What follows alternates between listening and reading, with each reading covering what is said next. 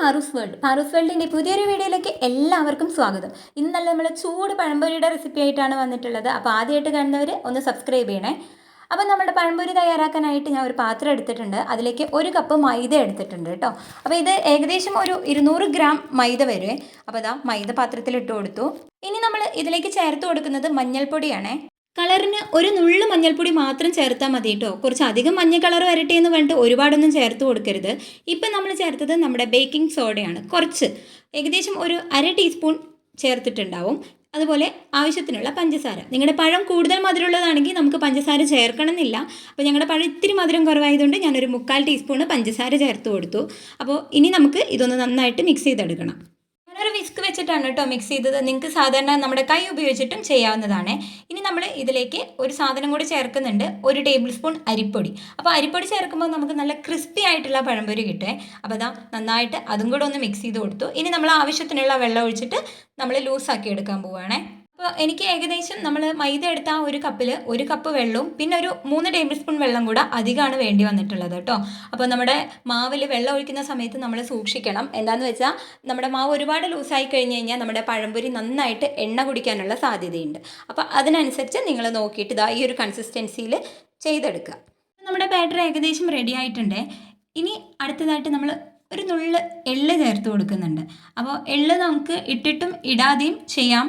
അപ്പോൾ ഞങ്ങൾ ഒരു ടേസ്റ്റിന് വേണ്ടി കുറച്ച് എള്ള് ഇട്ടിട്ടാണ് എപ്പോഴും പഴംപൊരി ഉണ്ടാക്കാറുള്ളത്. അപ്പോൾ അതും കൂടി ഇട്ടിട്ട് ഒന്ന് ചെറുതായിട്ട് മിക്സ് ചെയ്താൽ നമ്മുടെ മാവ് റെഡി. ഇനി എന്താ, നമ്മുടെ മെയിൻ ഇൻഗ്രീഡിയൻ്റ് ആയിട്ടുള്ള പഴം ഒന്ന് റെഡിയാക്കി എടുക്കണം. അപ്പോൾ ഞാൻ ഒരുപാട് വലിയ പഴമല്ല എടുത്തിട്ടുള്ള, മീഡിയം വലുപ്പത്തിലുള്ള പഴമാണ് എടുത്തിട്ടുള്ളത്. അപ്പോൾ നമുക്ക് നെടുകനെ മുറിക്കേണ്ടതായിട്ട് വരില്ല. അപ്പോൾ ഇതാ പഴം ഒന്ന് റെഡിയാക്കി എടുക്കട്ടെ. നീളത്തിൽ നമ്മൾ മുറിച്ചെടുത്താൽ മതി. ഇപ്പം നമ്മുടെ പഴം ഇതാ തയ്യാറായിട്ടുണ്ട്. ഈ ഒരു നീളത്തിൽ ഞാൻ ഇത്ര ഒരു കനത്തിലാണ് മുറിച്ചെടുത്തിട്ടുള്ളത്. ഇനി എന്താ, നമുക്ക് പഴംപൊരി ഉണ്ടാക്കി തുടങ്ങാം. അതിനുവേണ്ടി ഞാൻ ഒരു ചീനച്ചട്ടി അടുപ്പത്ത് വെച്ചിട്ടുണ്ട്. നന്നായിട്ട് ചൂടായിട്ട് വരുമ്പോൾ നമ്മൾ അതിലേക്ക് ആവശ്യത്തിനുള്ള വെളിച്ചെണ്ണ ഒഴിച്ചു കൊടുക്കാം. അപ്പോൾ വെളിച്ചെണ്ണയ്ക്ക് ഇപ്പോൾ നല്ല വിലയാണ്. നമുക്ക് ടേസ്റ്റോട് കൂടെ കഴിക്കണമെങ്കിൽ വെളിച്ചെണ്ണ ഉപയോഗിക്കാം, അല്ലെങ്കിൽ നമ്മുടെ ഏതെങ്കിലും റിഫൈൻഡ് ഓയിൽ ഉപയോഗിച്ചാലും മതിയായിരിക്കും. ഇനി നമ്മളിതാ നമ്മുടെ ഓരോരോ പഴത്തിനായിട്ട് ഇതേപോലെ മുക്കി എണ്ണയിലിട്ടിട്ട് കോരിയെടുക്കുകയാണ് കേട്ടോ. അപ്പോൾ ഞാൻ ആദ്യത്തെ ഒരു ഇതിൽ 3 പഴം ആണ് ഇട്ട് കൊടുത്തിട്ടുണ്ടായിരുന്നത്. അപ്പോൾ പഴംപൊരി ഇട്ട് കൊടുക്കുന്ന സമയത്ത് നമ്മൾ എണ്ണ നന്നായിട്ട് ചൂടായിട്ടുള്ള എണ്ണയിൽ ഇട്ട് കൊടുക്കുക. അതുപോലെ നമ്മൾ സൈഡിൽ നിന്ന് ഇങ്ങനെ കുറേശ്ശെ കോരി മേലോട്ട് ഒഴിച്ച് കൊടുത്താൽ നമ്മുടെ പഴംപൊരി പെട്ടെന്ന് തന്നെ പൊങ്ങി വരും കേട്ടോ. അപ്പോൾ ഇതാ നമ്മുടെ പഴംപൊരി ഒന്ന് തയ്യാറായി ഇരിക്കട്ടെ. ഇപ്പോൾ ഒരു വശം ഏകദേശം ആയിട്ടുണ്ട്. ഇനി നമുക്കിതൊന്ന് മറിച്ചിട്ട് കൊടുക്കാം. നോക്കിയേ, നമ്മുടെ പഴംപൊരി ഇതാ തയ്യാറായിട്ടുണ്ട് കേട്ടോ. നല്ല മൊരിഞ്ഞ ക്രിസ്പി ആയിട്ടുള്ള, അധികം എണ്ണയൊന്നും പിടിക്കാത്ത നമ്മുടെ പഴംപൊരി ഇതാ. റെസിപ്പി എല്ലാവരും കണ്ടല്ലോ. അപ്പോൾ ഈ ഒരു മെത്തേഡിൽ പഴംപൊരി ഉണ്ടാക്കി നോക്കാത്തവരുണ്ടെങ്കിൽ ഉണ്ടാക്കി നോക്കുക. നിങ്ങൾ ഞങ്ങളുടെ അളവുകളൊക്കെ ഉപയോഗിച്ച് തയ്യാറാക്കി നോക്കി നിങ്ങളുടെ വിലയേറിയ അഭിപ്രായങ്ങൾ താഴെ കമൻറ്റ് ബോക്സിൽ രേഖപ്പെടുത്താൻ മറക്കല്ലേ കേട്ടോ. അപ്പോൾ ഞാൻ എന്തായാലും ബാക്കിയുള്ള നമ്മുടെ പഴംപൊരികളെ ഓരോന്നായിട്ട് തയ്യാറാക്കി എടുക്കട്ടെ.